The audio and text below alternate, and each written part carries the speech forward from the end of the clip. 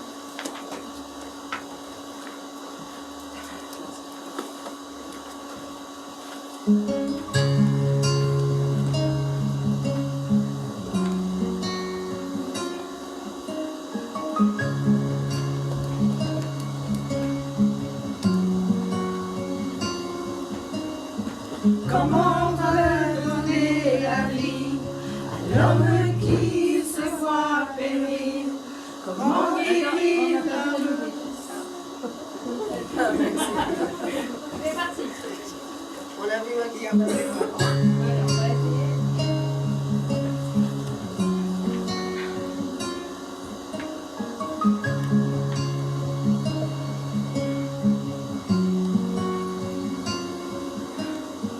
Comment redonner la vie à l'homme qui se voit périr? Comment guérir l'âme blessée? Comment blanchir de ses péchés? Comment combler la solitude? Comment soigner ses meurtrissures? Ses meurtrissures.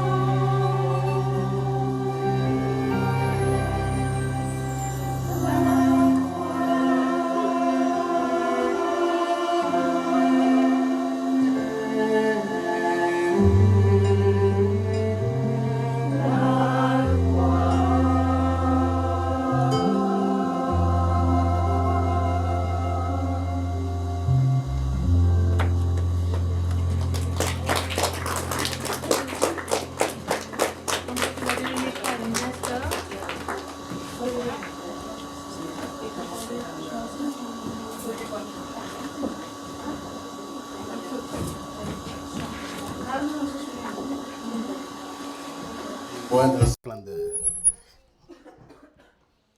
Merci.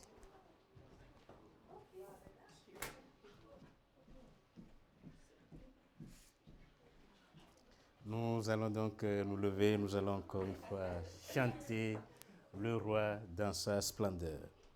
Je sais pas pourquoi tu pensais que tu étais en vacances, toi.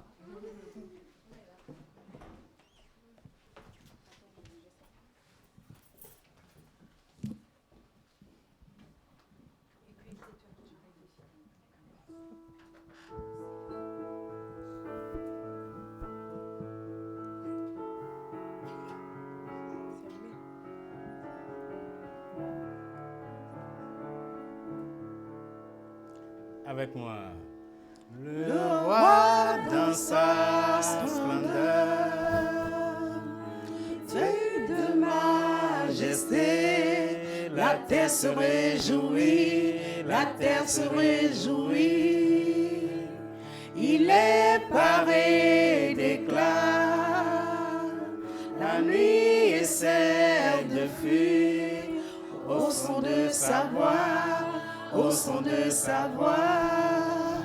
Oh Dieu, tu es grand, nous chantons, oh Dieu, tu es grand, et tous verront, oh Dieu, combien tu es grand. qu'adage en arrière, les temps sont dans sa main, commencement et fin, commencement et fin. Le Père, le Fils, l'Esprit, Trinité divine, le lion et l'agneau, le lion et l'agneau. Oh Dieu,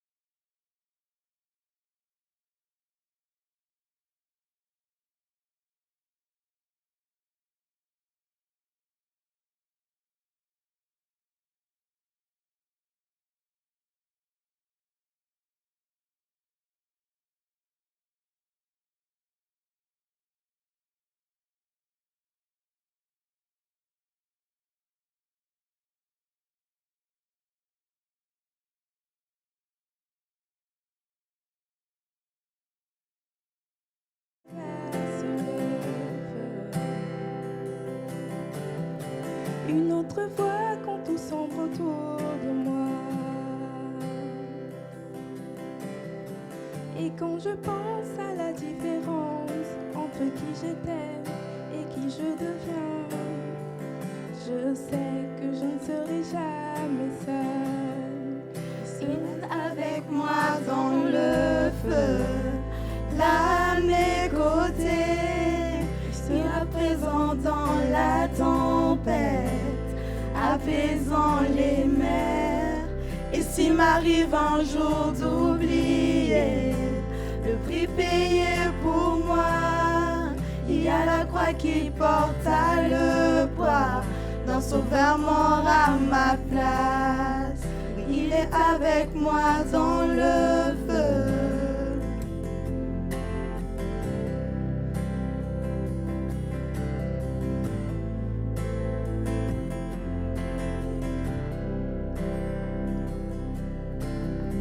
Toute ma tête a quitté, oui, à tout jamais.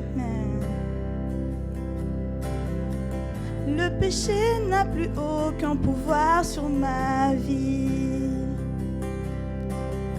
Et s'il m'arrive de retomber entre qui j'étais et qui je deviens, combien même je ne céderai pas à ce monde,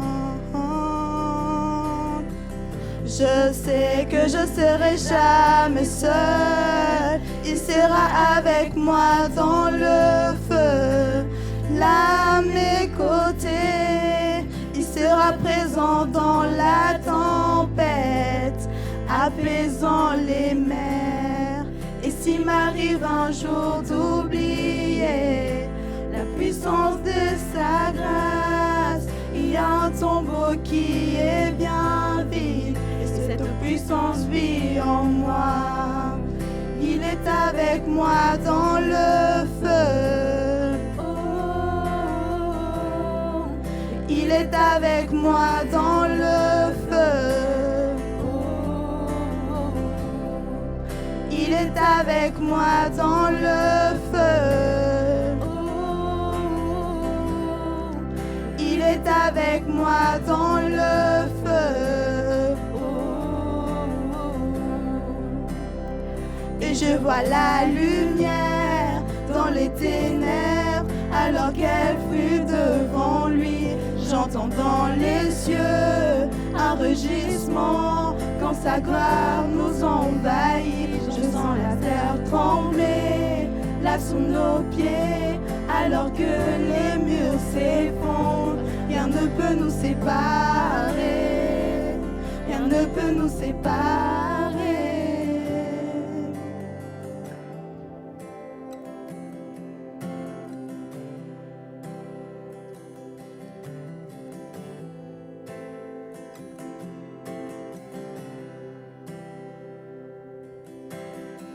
Il n'y a aucun autre nom que le nom de Jésus.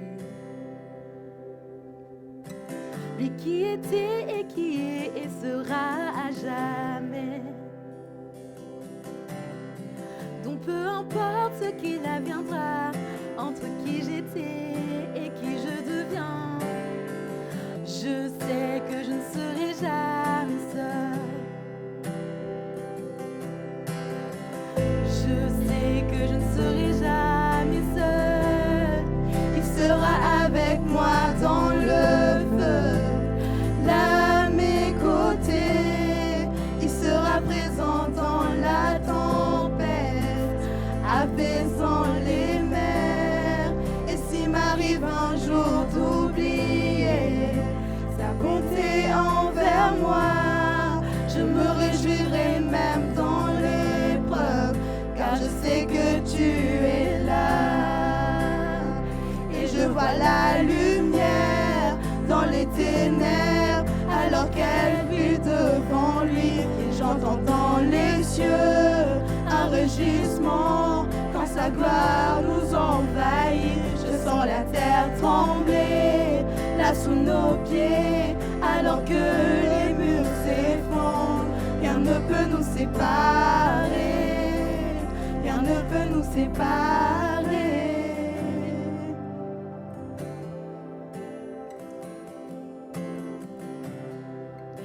est avec moi dans le feu. Il est avec moi dans le feu.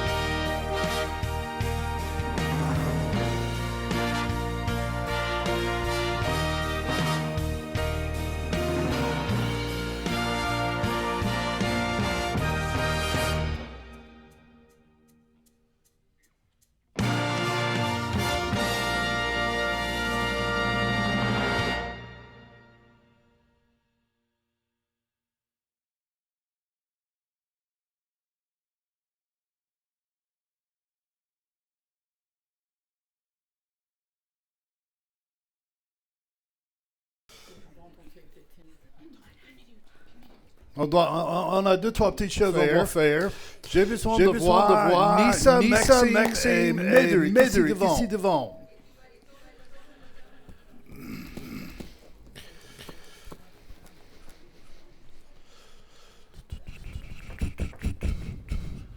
Voilà. Viens. Je vais vous montrer. Je vais vous donner ça.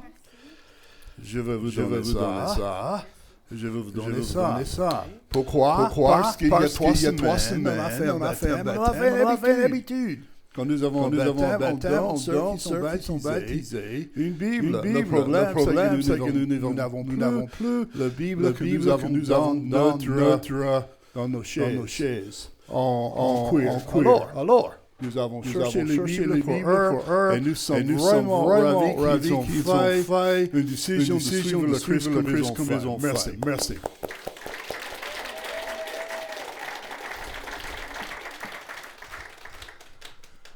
Alors, le 1er mai, nous avons une réunion que nous allons faire après le culte ici pour ceux qui voudraient aider dans le camp de junior. Si ça vous intéresse, 1er mai, portez votre tartine, tout ça, et nous allons faire une réunion juste après le culte. Si vous avez besoin de chercher vos Bibles, et vos notes, ou des choses comme ça, faites ça. N'oubliez pas. Notre Dieu est plus grand que tout ce qui vient dans ce monde. Il n'y a rien impossible avec notre Dieu. Il n'y a rien plus grand que notre Dieu. Alors, Margaret, tout ce que pour l'instant. Margaret, où vous êtes maintenant dans votre vie? Dieu est plus grand que le problème que vous faites. Si j'étais en train de donner un message aujourd'hui, ça sera, il n'est pas ici, il est ressuscité. Et la question qu'on doit poser, quand on vient à quelque chose pareil, est-ce qu'il est vraiment ressuscité?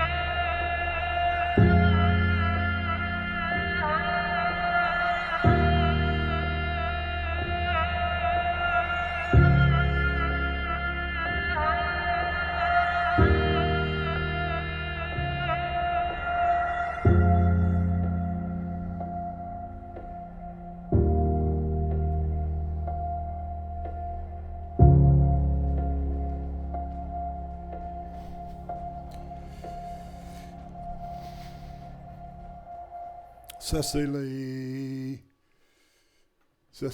dernières 5-6 minutes d'un film qui était très populaire il y a quelques années, La Passion de la Christ. Et la chose qu'il y a, il n'y a pas de façon que vraiment les gens de Hollywood peuvent filmer l'actualité que nous avons eue avec Christ. Parce qu'ils ont dit, ils ont battu tellement, ils ont frappé tellement, ils ont arraché sa barbe, ils ont fait tellement de choses à lui que quand il a commencé de marcher sur la Via Dolorosa, ils ont dit, on ne connaissait pas que c'était un homme qui marchait.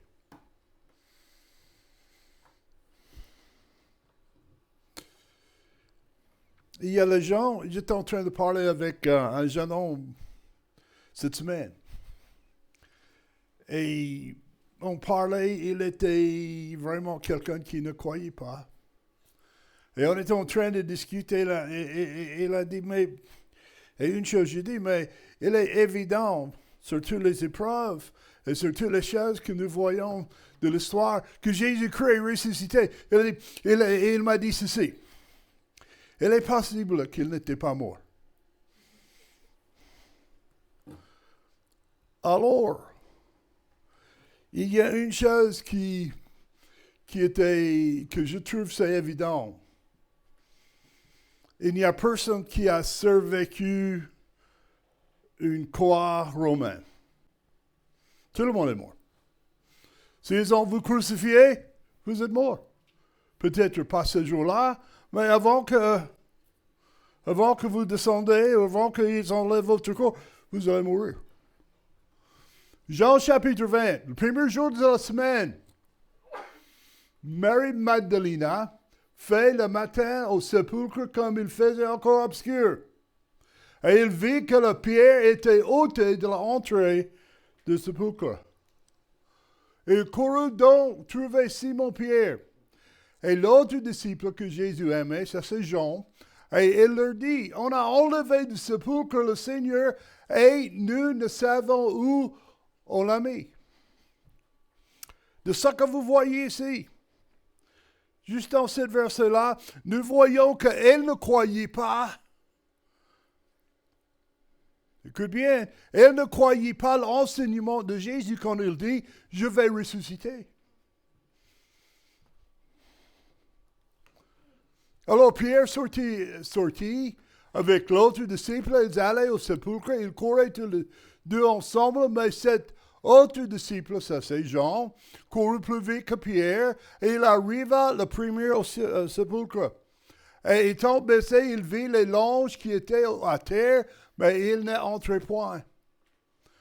Mais Simon-Pierre, qui le suivait, était arrivé, entre dans le sépulcre et vit les langes qui étaient à terre. Et les langes qu'on avait mis sur sa tête n'étaient pas avec les autres langes, mais ils étaient pliés en un lieu à part. Alors cet autre disciple qui était arrivé le premier au sépulcre, il entra et il vit et il crut.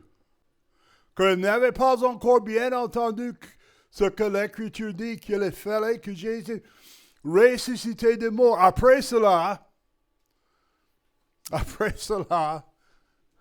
les disciples retournaient chez eux. Est-ce que vous pouvez imaginer ça? Vous êtes au sépulcre avec Pierre et vous entrez et vous voyez que Jésus n'était plus là. Il était là il y a 3 jours et maintenant il n'était plus là. Et après, vous sortez du sépulcre, qu'est-ce que vous allez faire? Vous allez crier dans la rue, Jésus est ressuscité, il a fait exactement comme il a dit. Mais pas ces gens-là. Ils sont entrés chez eux. Alors, la question doit se poser. Est-ce que Jésus est vraiment revenu d'entre les morts? Est-ce qu'il est vraiment ressuscité? Parce que si on peut prouver que Christ n'est pas ressuscité, tout ce que nous croyons, tout ce que nous faisons, tombe à l'eau. S'il n'y a pas de résurrection, comme nous avons lu, nous sommes les hommes plus misérables de tous les autres hommes. La chose que nous devons croire, premièrement, que nous devons comprendre, Jésus est vraiment mort. Il n'est pas tombé dans la pomme. Il n'est pas simplement dans un coma ou quelque chose comme ça. Il n'y avait personne qui a survécu la croix.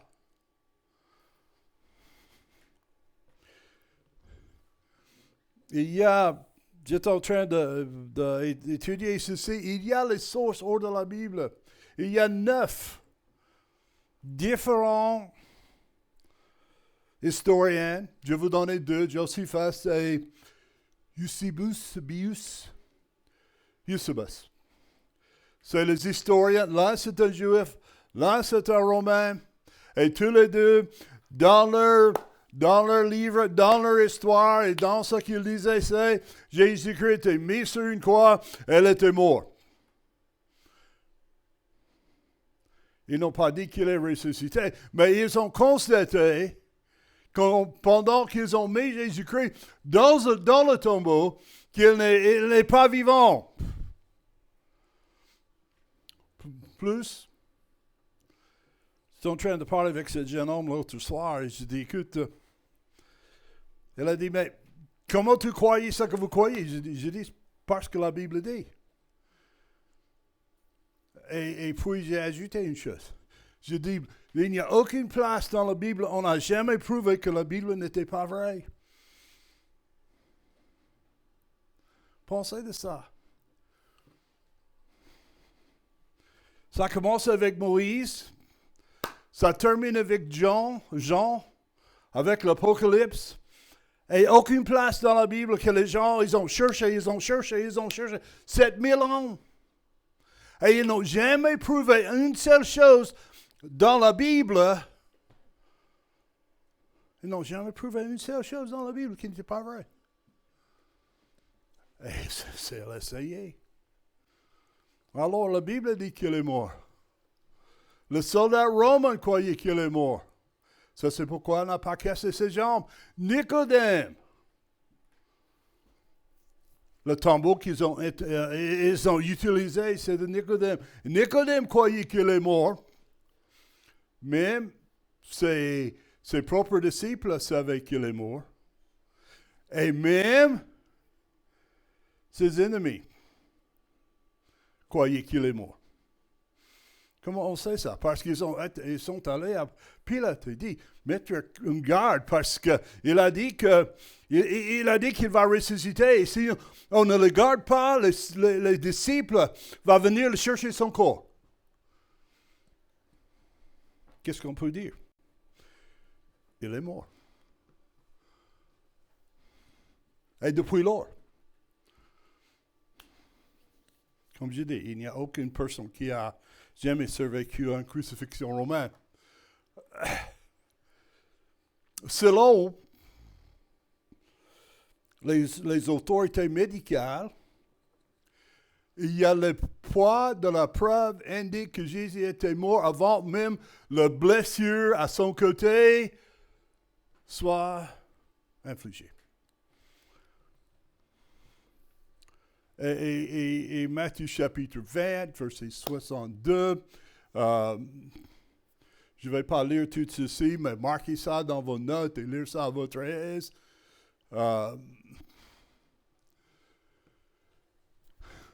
Deuxième chose que nous avons qui prouve que Jésus-Christ est ressuscité, c'est qu'au moment même de la résurrection, le disciple commençait de citer le fait que Jésus-Christ est ressuscité. Il y a les autorités bibliques maintenant qui commencent cette histoire et voyez cette histoire commence à partir de le premier siècle.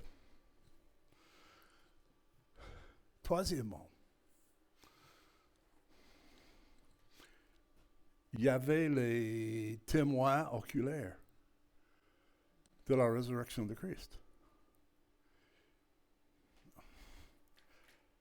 Dans votre note, on commence avec 1 Corinthiens chapitre 15. Et je vais vous donner juste 2-3 versets ici pour vous montrer ce que je suis en train de dire. Et qu'il a été vu de Cephas, Pierre, ensuite les 12 apôtres. Qu'après cela, il a été vu de plus de 500 frères à une seule fois, dont la plupart sont encore vivants. Ça, c'est comme Paul a écrit ceci. Nous savons, ils ne sont pas encore vivants maintenant, mais à ce point-là, oui. Et quelques-uns sont morts. Depuis, il se fit voir à Jacques, son frère, et ensuite à tous les apôtres. Et qu'après tous, il m'a apparu comme un avortement. Avorton.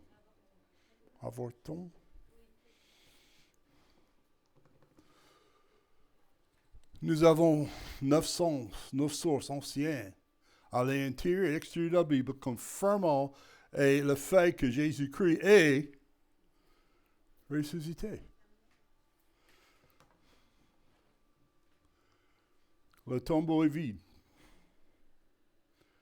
Une autre preuve que Jésus-Christ est ressuscité, c'est qu'il y a un tombeau vide. L'ange a dit, il n'est pas ici. Il est ressuscité. Pensez de ceci. Si les adversaires de Jésus-Christ, les principaux sacrificateurs, les autorités religieuses, ils ont même dit que le tombeau est vide.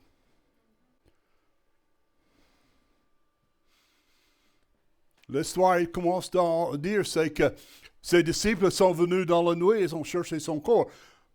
Malgré le fait qu'il y a un garde romain et malgré le fait qu'il est scellé, ils ont pris son corps.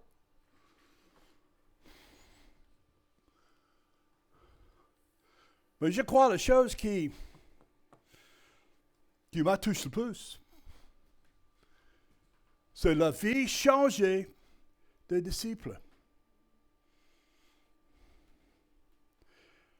Il n'y a aucun disciple qui a cru que Jésus-Christ va ressusciter, parce que personne d'autre n'a jamais fait.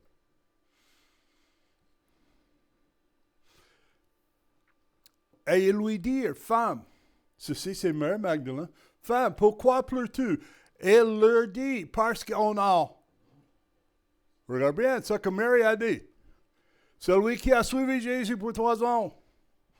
Parce qu'on a enlevé mon Seigneur et je ne sais où on l'a mis.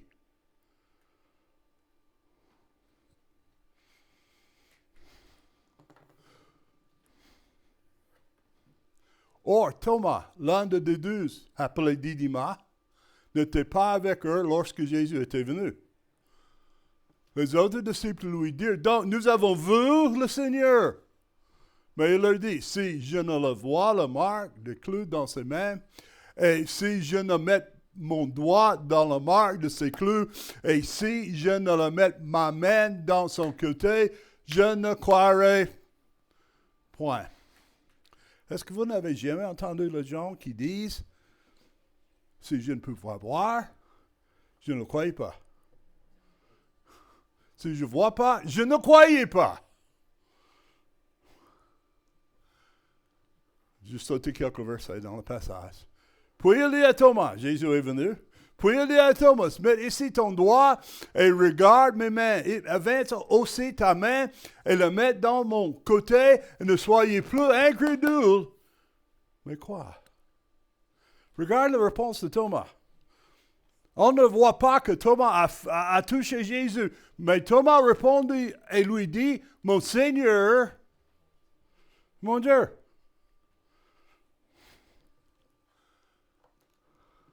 J'ai demandé Jean-Pierre, il va venir ici devant.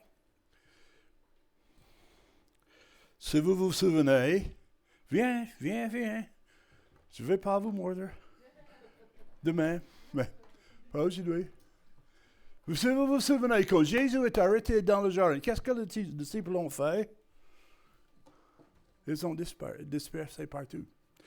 Et nous savons qu'il y avait un seul, peut-être, à la croix. Pierre a suivi de loin, nié le Seigneur 3 fois. Il y avait un seul qui restait à la croix de Jésus-Christ, c'était Jean. D'accord? Mais, Jean-Pierre va vous lire une petite histoire ici.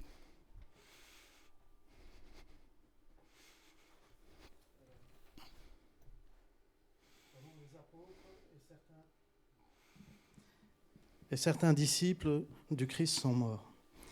Matthieu a subi le martyre en Éthiopie, tué par une blessure à l'épée. Marc est mort à Alexandrie, en Égypte, après avoir été traîné par des chevaux dans les rues jusqu'à sa mort. Luc a été pendu en Grèce à la suite de sa formidable prédication aux perdus. Jean a fait face au martyr quand il a été bouilli dans un immense bassin ou chaudron d'huile bouillante pendant une vague de persécution à Rome. Cependant, il a été miraculeusement délivré de la mort. Jean a ensuite été condamné aux mines sur l'île de la prison de Patmos. Il a écrit son livre prophétique de l'Apocalypse là-bas, sur l'île de Patmos.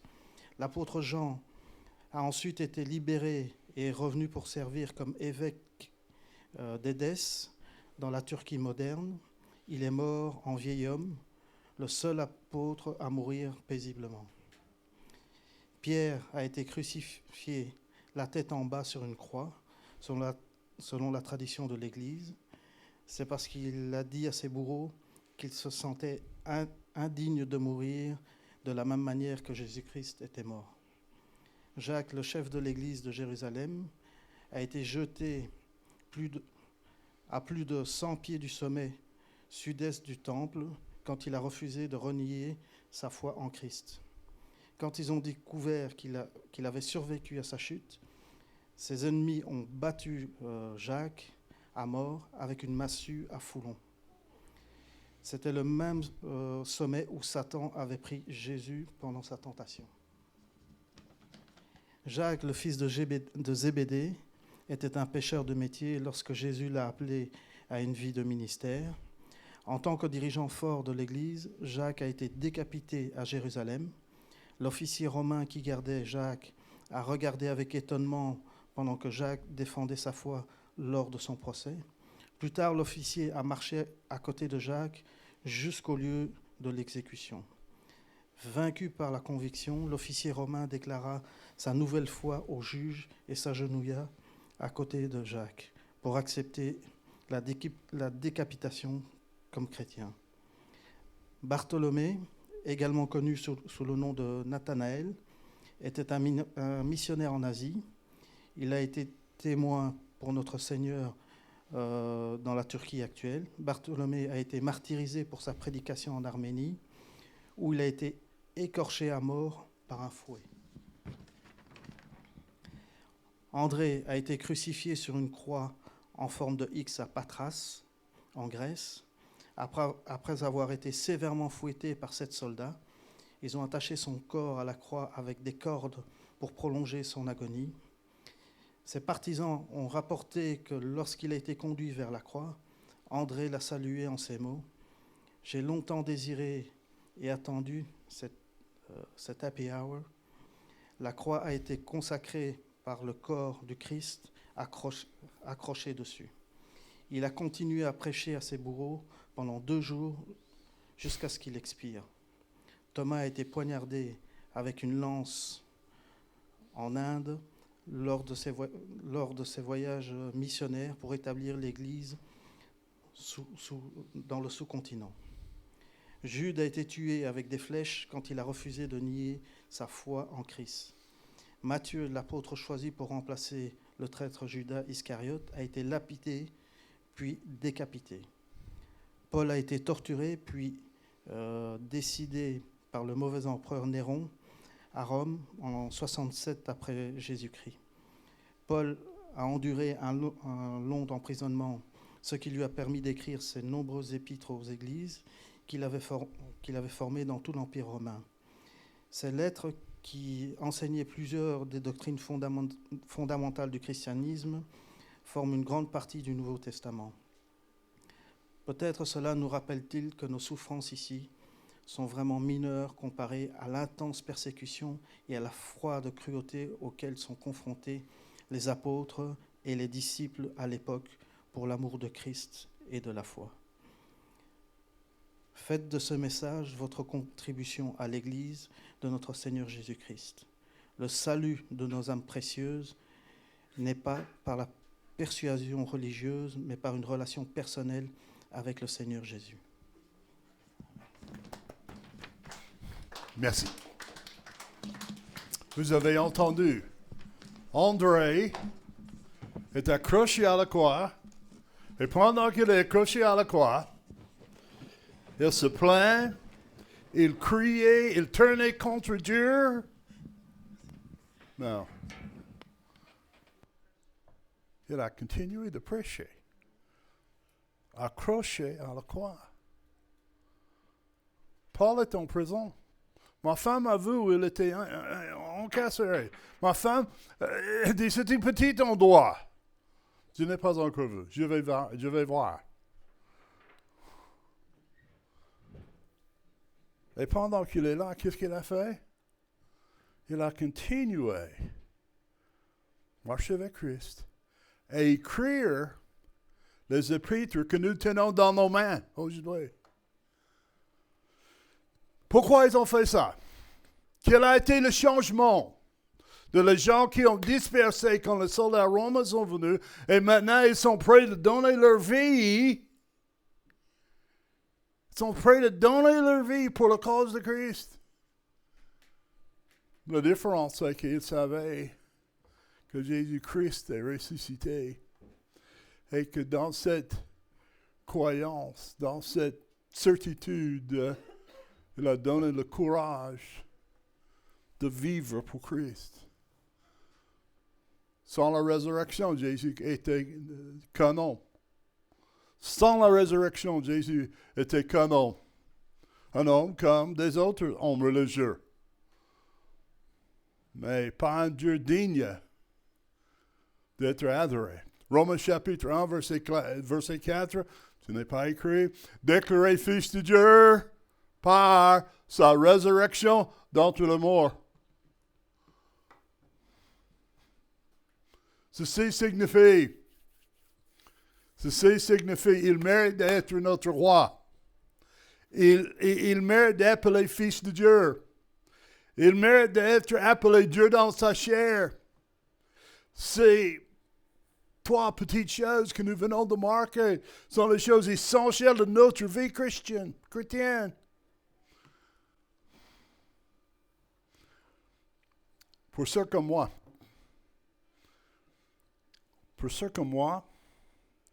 qui sont en train d'arriver vers la... On a déjà passé le sommet de notre vie. On voyait vraiment, si vous êtes comme moi, nous voyons le fin. Et il y a une chose réservée pour nous au ciel. La rencontre avec notre Dieu.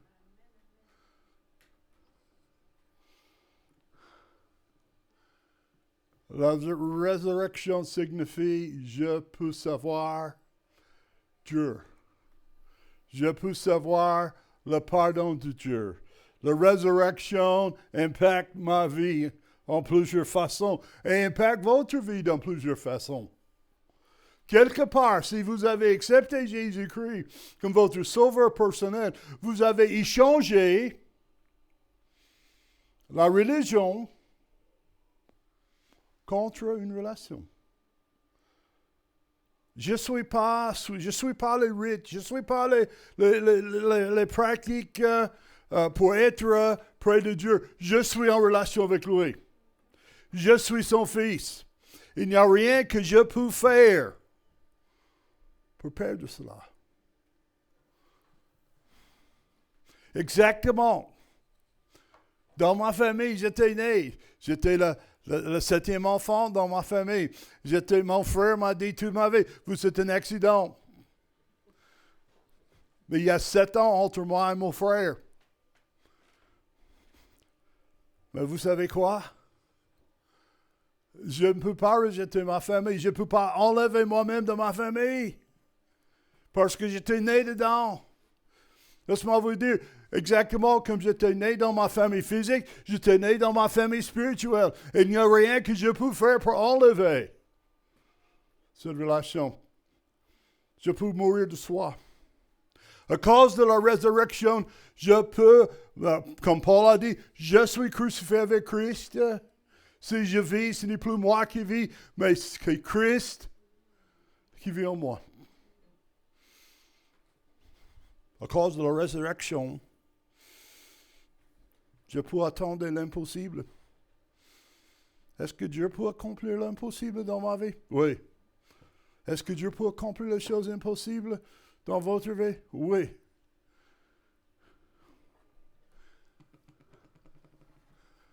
Mais aussi, à cause de la résurrection, je peux avoir l'expérience de la paix. Je sais où je vais. Si j'ai une crise cardiaque maintenant et je tombe mort dans cette salle, je sais où je vais. Je sais ce qui va arriver. Je vais mourir ici et je vais réveiller face à face avec Jésus-Christ. Il n'y a aucun doute. Comment tu sais ça, pasteur? Parce que la Bible m'a promis de faire ça. Et vous savez la bonne chose avec ça?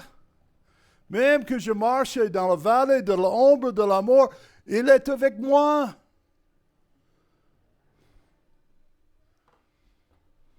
Je peux vivre l'espérance de la résurrection.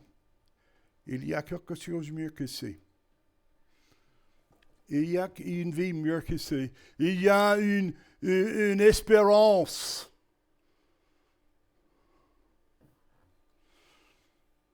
Nous avons que Jésus est mis sur la croix. Que votre cœur ne se trouble point. Croyez en Dieu, croyez en moi. Dans la maison de mon Père, il y a plusieurs demeures. Si cela n'était pas vrai, je vous l'aurais dit. Je vais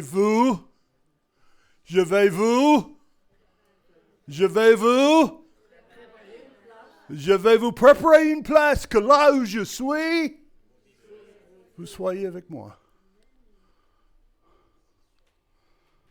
À cause de la résurrection. À cause de la résurrection, je peux découvrir le sens de la mission et de communauté. Quand je suis venu en Belgique en 1978, je n'ai jamais rencontré un homme appelé Nestor. Je vais être honnête, je ne savais pas qu'il y a un pays appelé Togo. D'accord? Ça, c'est vrai. Je savais le Texas.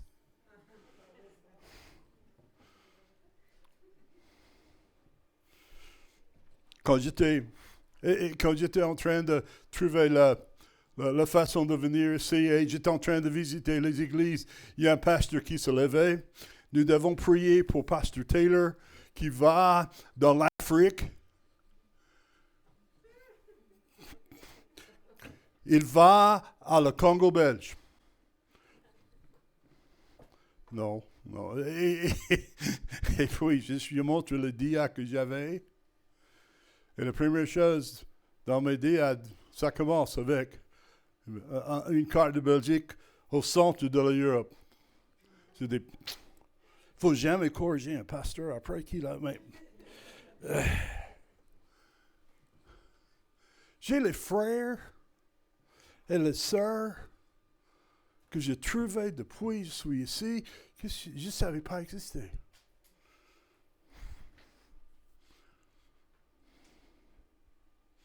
Alors, ça c'est à cause de la résurrection. La question qu'on doit poser pour vous,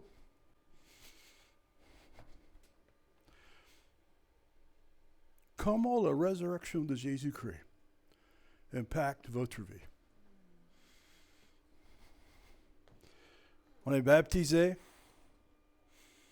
On est enterré comme Jésus-Christ est enterré. Ressuscité comme Jésus-Christ est ressuscité. Pour une raison. Pour marcher dans la nouveauté de la vie. Comment la résurrection impacte votre vie aujourd'hui? On va prier.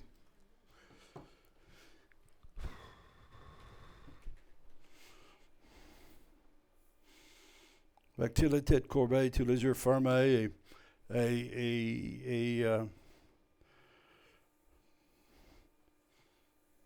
fait ceci vite aujourd'hui. J'ai beaucoup de choses autres à dire, mais l'autre partie de ça, c'est que le Saint-Esprit peut prendre ce que je dis et travailler dans votre cœur comme où vous êtes. Et peut-être vous vous rendez compte, malgré le fait que vous professez d'être un chrétien, vous ne vivez pas comme quelqu'un qui connaît Jésus-Christ. Vous ne vivez pas comme quelqu'un qui a l'expérience de la résurrection. Et bien sûr, nous n'allons pas voir Jésus-Christ face à face sur ce côté de la rive, mais nous avons le témoignage de sa présence dans notre esprit. Alors, peut-être vous avez besoin de dire la même chose que Thomas a dit, mon Seigneur et mon Dieu.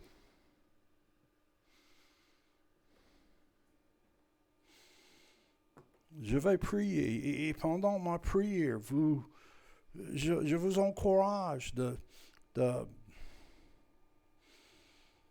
confesser Jésus-Christ comme Seigneur. Confessez Jésus-Christ comme Dieu.